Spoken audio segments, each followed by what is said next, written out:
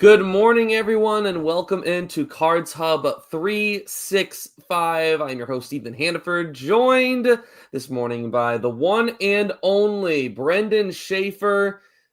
Cardinals, 6 wins in a row. Listen, we here in St. Louis, we know more than anyone that 6 is a serious number, and the Oh, fans, they're taking it seriously right now. They are liking what they are seeing from their Redbirds. 2 wins against the Mets, 3 against the Pittsburgh Pirates, and 1 against the Washington Nationals.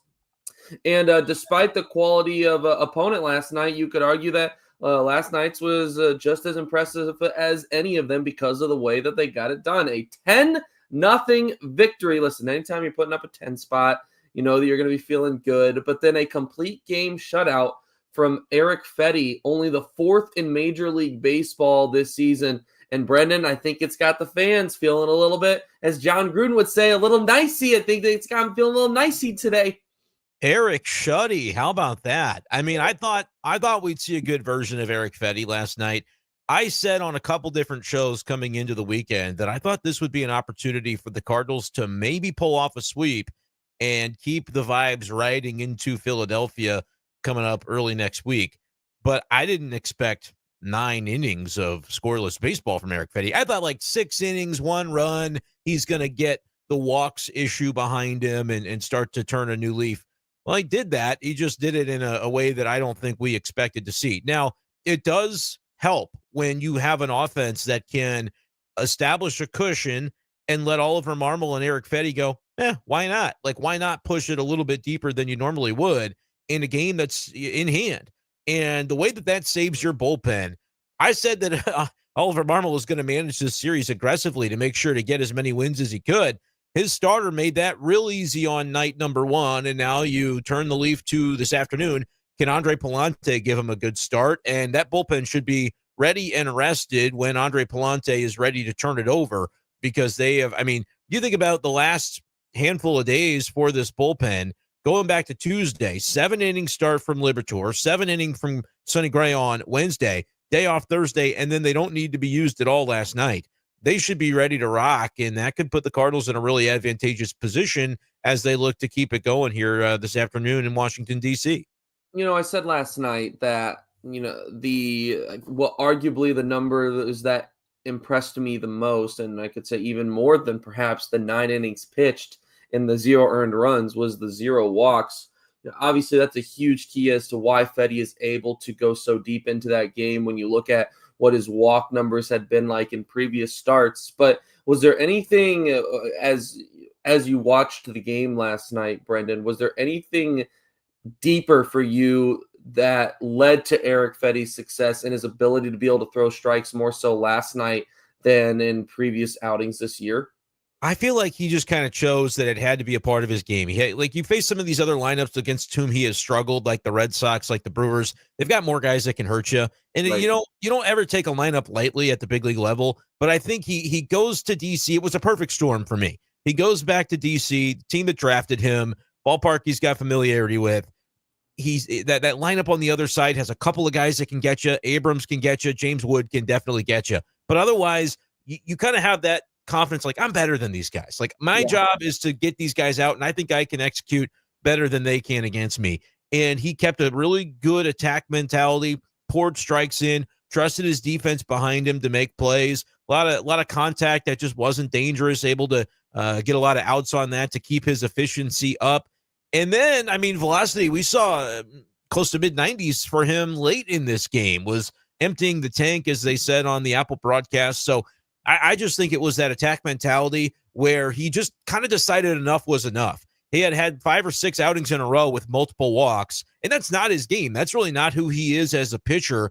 And Oli Marmol had talked about, they're doing some things behind the scenes to try to get him over the hump on that, and they know that he's capable of much more when it comes to just pouring in strikes. And I think it all clicked in for him last night. It was the perfect environment for that to happen, and hopefully it's something he can sustain moving forward. But it's crazy how prior to last night, we probably would have looked at Eric Fedde's season to date, and he would have said the same thing as he did on the postgame interview for Apple, that this, season hasn't gone the way that he wants it to. But after that game, ERA down to 3.86, the numbers are there. Like, that's the guy you expect him to be for the Cardinals, if not even a little better than that. So we'll see if he can continue after just a marvelous outing last night as the Cardinals win 6 in a row. And don't look now, the Cubs are within shouting distance. The Cardinals just 2 back in the division, and they are in sole possession of second place in the Central as we sit here this morning, I should say.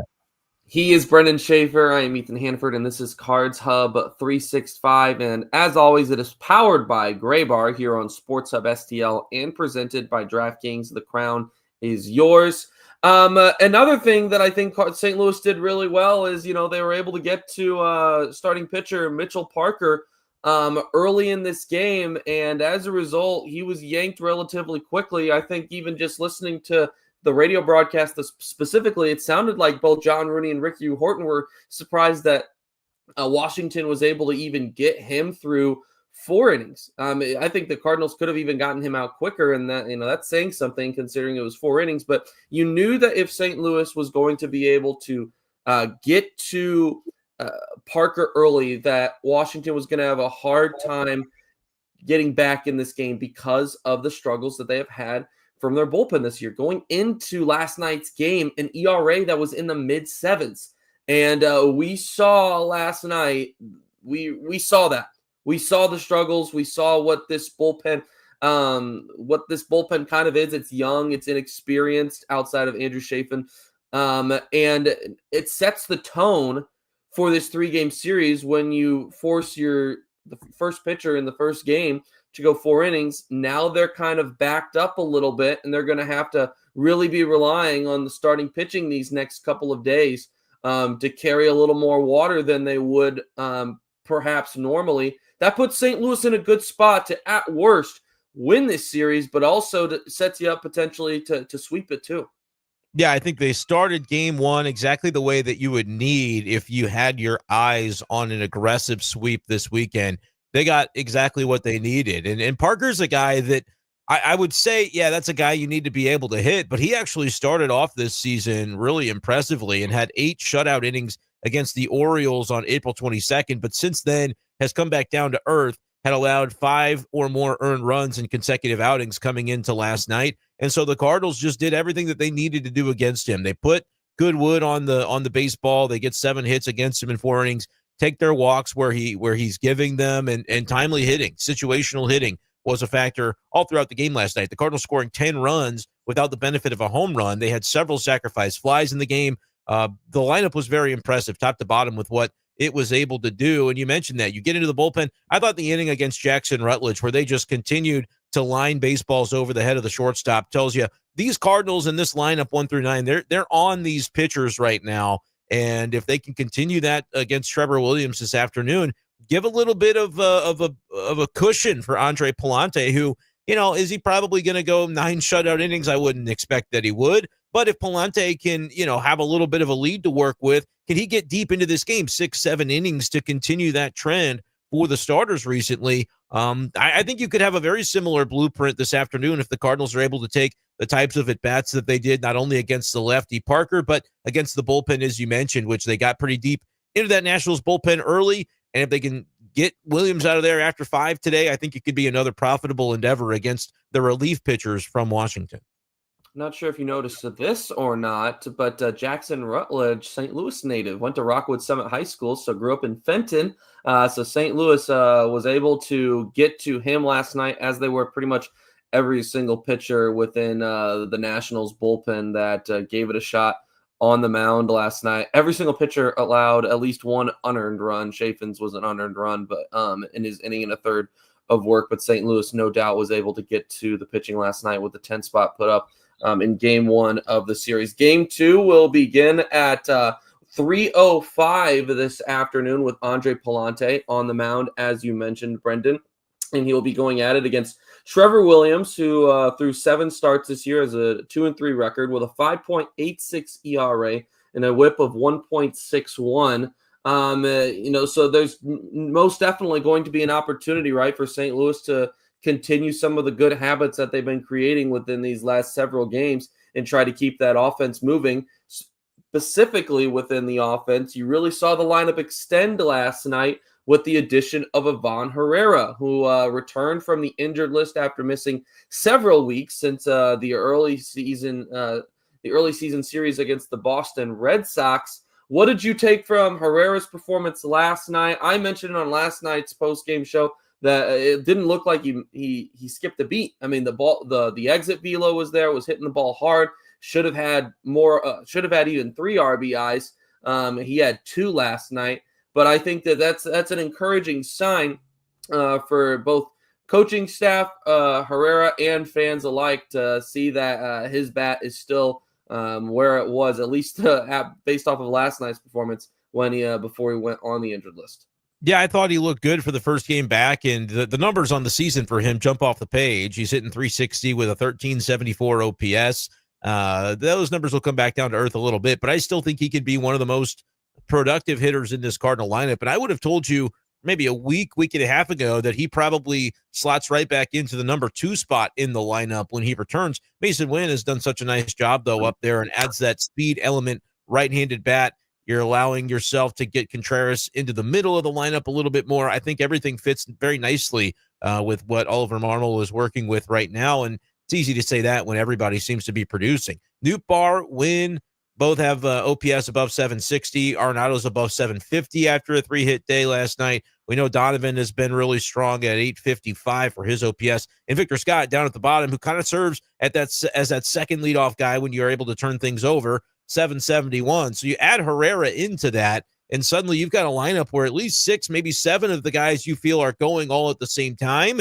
It's going to be important to get Ivan Herrera's into the bat into the lineup, Ethan, every single day, or as close to every day as Oliver Marmol can do. And as we saw last night, I think the DH is going to be a part of that. You know, they started the season wanting to see Ivan Herrera behind the plate. I remember asking John Mozeliak during spring training down in Jupiter as Ivan was in the batter's box just hitting nukes on the backfields and asked him if he's excited to see this guy's bat really come to fruition this year. He said he was, but that defensively was still something that they were looking very closely at because they like Pedro Pages, and to kind of supersede Pedro Pages and get in the lineup ahead of him, he's going to have to make those improvements defensively. But I think what we saw from him offensively, Ethan, is probably even beyond what the Cardinals hoped or thought was going to be the case. He's just looked so darn good in the batter's box to start the year that I think that changes the calculus a little bit. They're going to have to continue to DH him as they did yesterday. And look, Pages, if he's hitting as well, it's one of those things where you don't want it to get in the way of the development aspect that we talk about with this 2025 season. That's why guys like Gorman and Walker will continue to get opportunities even as they struggle. But the development, I think, a part that we don't talk as much about because he's been hurt, Herrera's catching development, I think, was designed to be a big part of that this season because they want to know for the future, this guy can rake. He deserves to be in the middle of a lineup for a contending team. Where does he fit? Is it as a catcher because he can improve on the run game management and those other aspects behind the plate that the Cardinals organization would like to see from him?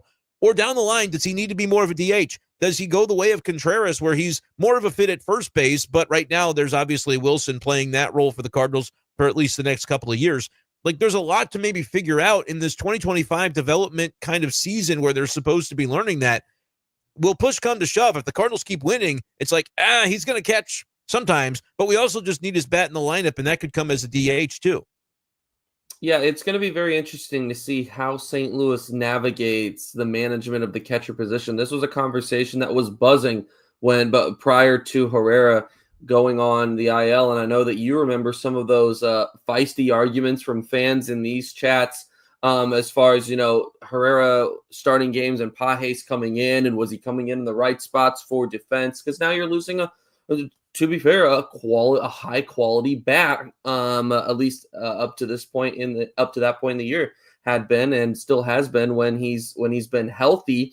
So it brings up some interesting questions. It sounds like they're going to be a little bit cautious here, fresh off the IL, for him making getting back to that catcher position, making sure that they're monitoring how the knee is doing with the bone bruise. I don't know. It might be a few days, in my opinion, before we see him catch. It really just depends on how that knee is doing. But eventually, we are going to be having to have that conversation. And the reality is that the catching defensive part of his game, right, is still a pretty big area of struggle, specifically when it comes to the running game. That's really the area of it that has been a big struggle. And yesterday we had some fans in the chat, and I said I was going to tease. I teased this yesterday, so we're going to talk about this. We had some fans in the chat yesterday that were saying that he needs to move to a full-time DH position. And as I'm starting to process this out, I'm thinking, how could you possibly do that with how much of a logjam you have at different positions for this team? How could you find a reason to make it even more of a logjam by saying that Ivan Herrera is your everyday designated hitter because he struggles with throwing out runners? And I think that what I've connected it to is when fans get more excited, when the team gets into, we've seen multiple highs and lows this year, right? When fans see those highs and they ride them with the team, they start to get into this, like, this 2025 is about winning as many ball games as possible. It's about, making a deep playoff run. It's about trying to contend for a World Series. Obviously, that's always the goal, but there are other goals that are competing with that, or I would say just as or more important in 2025 that are going to help to your success down the road. And one of those potentially, right, you could say, is figuring out what Ivan Herrera is defensively. I want to hear your thoughts on this. I know you just shared some just a moment ago, but into specifically the Ivan Herrera, can you see in your mind if it makes sense for him to be the full-time DH at any point in 2025? What are your thoughts? I don't think the Cardinals will have a full-time DH, right? Like, you mentioned the logjam with the way the roster is constructed. Yes, there are competing goals that are happening. There's the development of certain players and skill sets that the Cardinals want to see play out this summer. But there's also, like, it does still matter to win games, and they're going to continue to put themselves in position to win games. But to your point, they're not at a point yet. And I think calendar-wise and record-wise, this would be true. The Cardinals could be 10 games above 500 right now, and they would still be approaching things similarly. Like, I think that makes it honestly easier to do the development prioritization of guys like Gorman, Walker, and I'll throw Herrera behind the plate into this because, well, you're 10 games up, like, it's working the way it's working. Don't change anything. I think where it gets tricky is if the Cardinals are in this in between, where there may be a few games above 500. Let's say they're 3 games up going into July. That's a trade deadline conversation where what do you do? How close to the Cubs are you? How much does that matter? Is it more about your record rather than the attainability of the division to really believe like this team is worth kind of putting all the chips into the middle on when it comes to a playoff run, potentially adding at the deadline rather than doing what a lot of us came into the year expecting and subtracting? Like, those are things that we certainly are going to get to find out as the summer goes along. But, like, you're right. It's still about that development because when the Cardinals put Matthew Liberatore in the rotation day one, did they really in their heart of hearts believe that it was going to make them a better team in 2025 than having Steven Matz in that spot?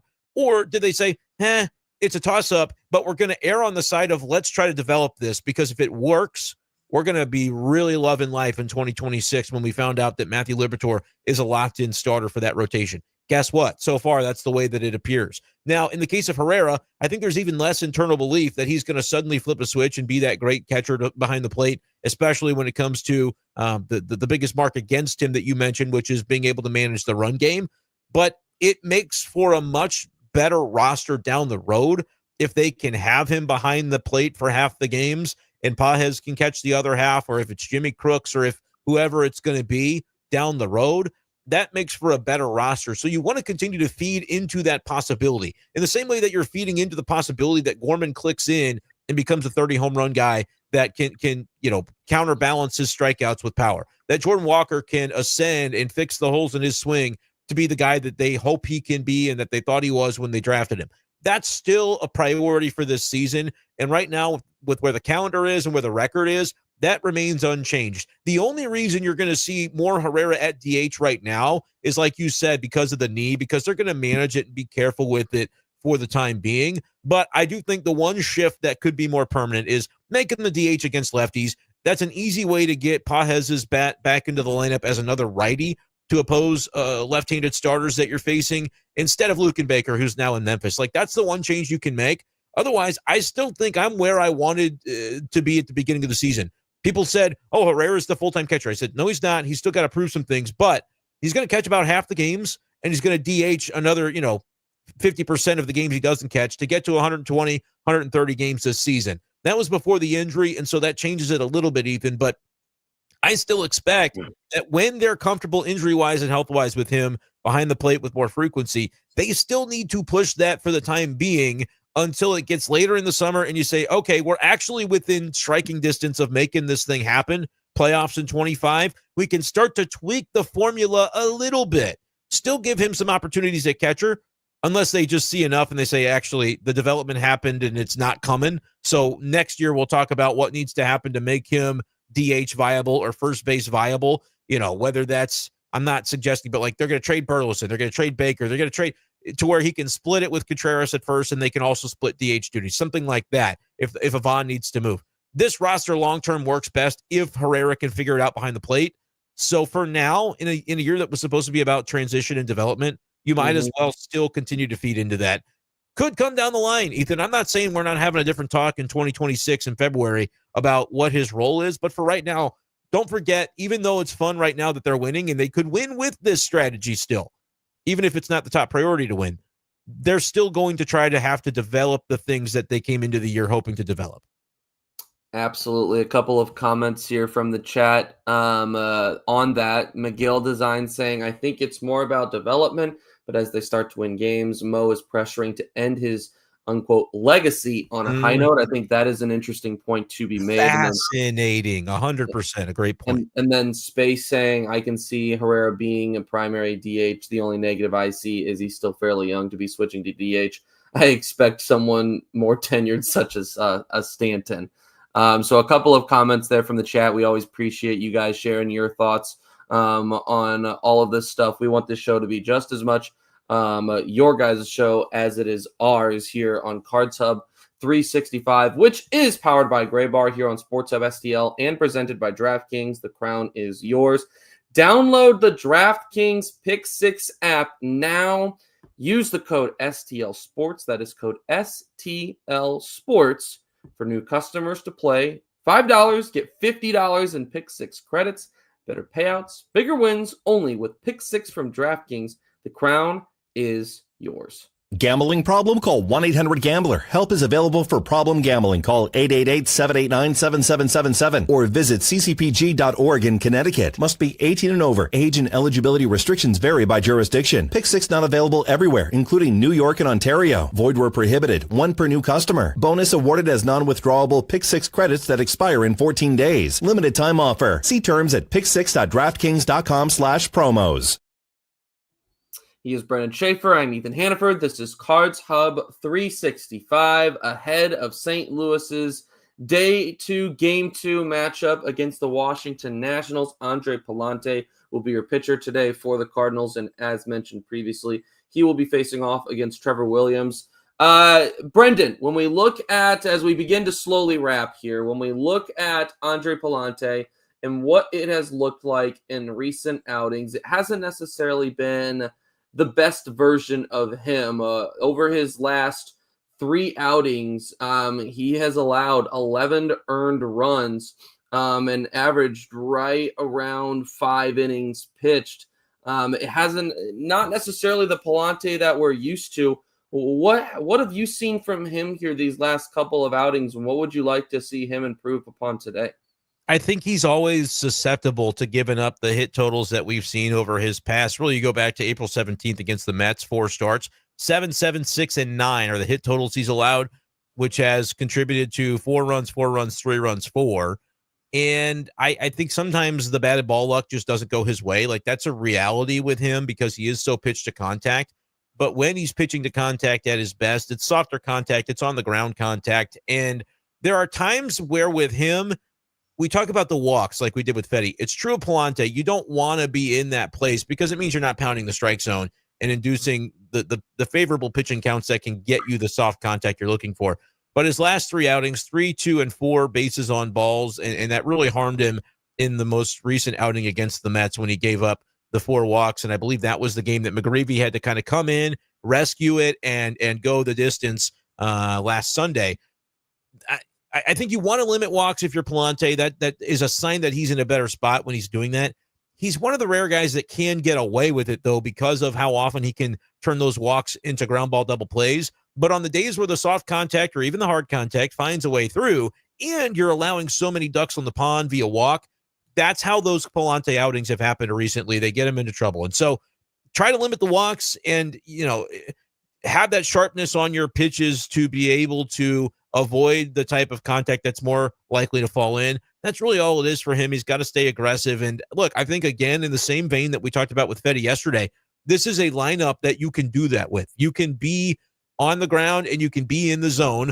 The guys that you worry about are Abrams, who him on the ground a little bit different because he can be somebody that steals bases and, wreaks havoc on the base paths. But it's just a couple of guys that you really have to primarily watch out for. If Palante can stay aggressive, I think he can have an outing. Maybe not quite like Fedde yesterday, but still a good one. And look, I think the Cardinal lineup matches up really well against Trevor Williams. A couple of guys have seen him really well in limited duty. A couple of home runs in his career for Arenado against this pitcher. Nootbaar has a handful of plate appearances, but has looked good against him. So could be a day where you get those guys in batting in the first inning. The Cardinals can maybe start off early. I have not yet seen a lineup, Ethan, but I'm sure that's coming forthwith. Assume though that generally both those guys going to be in the lineup. Continue to take the good, strong at bats that they did yesterday. Work counts, and look, getting into this Nationals bullpen is not a bad strategy in its own right with the struggles that unit has had. The final comment that I'll throw up here before we wrap, Joseph saying Palante may have to show progress today, or he may be replaced, in his opinion. That's interesting. That might be something to keep an eye on. I would think that Ali Marmol is still a little bit farther away than it has to be this one today, but it is interesting to do you take into consideration how much Michael McGreevy is banging on the door right now? Does that get taken into consideration when you see a guy like Palante, who has struggled consistently here these last couple of starts? Is that taken into consideration when you have a guy like Michael McGreevy that looks like he's ready to go? I actually think it depends more on the how than the what happens for Palante today. I think they'll look at, okay, if he has another 4 runs allowed outing, how did that happen? Why did that happen? And is that a cause for concern? And is it something they think a quick stint in Memphis for 15 days to make 3 starts could fix? Because that would be the way. I don't want to see Andre Pallante in the bullpen. I think we've been there and done that with this pitcher. The best version of Palante is the one that's pumping strikes, inducing soft contact, staying confident and aggressive on the mound, and therefore able to give you 6-7 innings at a time because that's the style of pitcher that he is. He's not been that guy the last handful of outings. Therefore, if he does it again and there's a reason to believe he can tweak something in a quick stint to AAA, he's got options. You could sub McGreevy back in. You could give another opportunity to Steven Matz. As much as I think Matz deserves it, the role that he is filling in the bullpen right now might be – rarely would I ever say this, Ethan, because a good starter is always more important to a team than a good reliever. Always. But when you do have McGreevy, who also proves he can potentially be a good starter, I think that might be the swap you make if Palante struggles again, and if those struggles in the eyes of the Cardinals pitching staff, the coaching staff, are something that he can go and work on and tweak. Because I think the message, if you did go that route, would be not permanent. Here's what we noticed. Go address this in a setting that the results don't matter because we still believe in you. If this is a year for development, Ethan, you want Palante in that rotation in 2026. You're thinking about the realm in which Eric Fedde is gone, final year of a deal. Michaelis is gone, final year of a deal. Matt's same thing. Sonny Gray could be traded depending on the way the rest of this year goes. Palante is an important part of the rotation next year if he can get things centered and figured out. So I would say that unless the Cardinals felt it was something he could address meaningfully in Memphis, they're going to keep riding him in the rotation. I believe Ollie was asked this recently. I can't remember if it was on Gas House Gang or what show I saw him mention a response to this, where he basically said, like, we're not at that point yet with where we would send him out because of the ways that that they're seeing from him and the ways that these games are unfolding. There's a couple things they think he can do.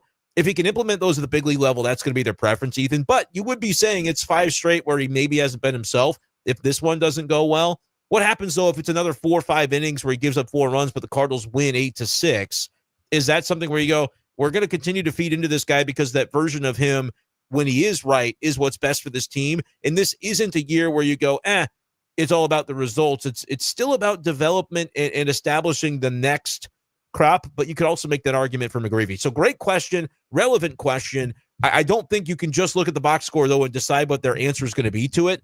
Watch the game, watch the way that it unfolds, and maybe we'll see some of the same things the Cardinals are looking for when making the determination on what's next for Palante. Excellent analysis from the one and only Brenden Schaeffer. Arenado, 5 for 14 with 2 home runs in his career against Williams. Contreras, a 154 average in his 13 at-bats. Donovan's 2 for 5, and Nootbaar is 3 for 4.